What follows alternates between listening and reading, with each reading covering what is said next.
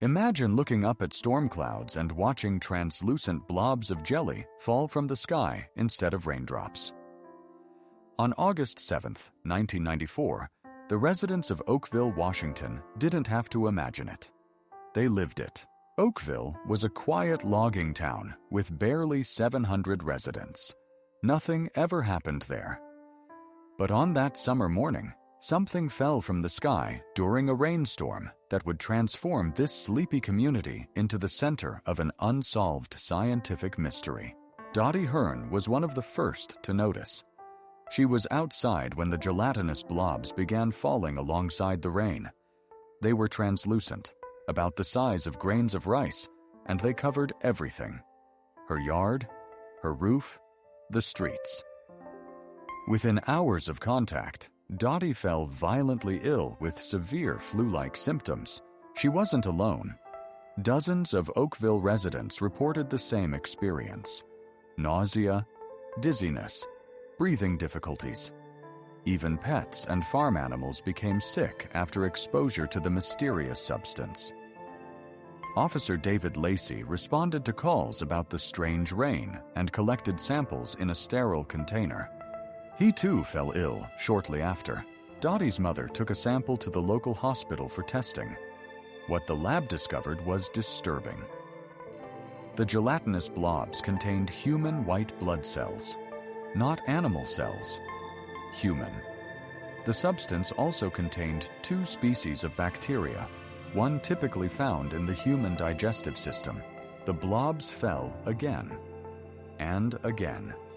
6 times over 3 weeks, this gelatinous rain descended on Oakville. Each time, more people reported illness. Theories began to swirl. Some residents suspected military involvement, pointing to the nearby bombing range where the Air Force conducted live ammunition exercises. Had a bomb struck something biological, sending human tissue into the atmosphere? The military denied everything. They claimed no unusual exercises occurred during that time. Another theory emerged. Could the blobs be the remains of jellyfish sucked up by waterspouts and dropped over land? Scientists quickly dismissed this. The substance contained human white blood cells, and Oakville sits miles from the ocean. A microbiologist at Washington State University studied the samples but reached no definitive conclusion. Then things got stranger. The samples began to disappear. Some stored specimens vanished from facilities. Others mysteriously degraded beyond analysis. When a local news station tried to follow up months later, they couldn't locate any remaining material to test. Sonny Barclift, another Oakville resident who collected samples, sent hers to multiple labs. Results were inconsistent. One lab confirmed the presence of human white blood cells. Another found bacterial contamination, but no human cellular material. It was as if the substance itself was changing, or different labs were seeing what they expected to see. To this day, no official explanation exists for the Oakville blobs. The government conducted no formal investigation. The military's denials remain unchanged.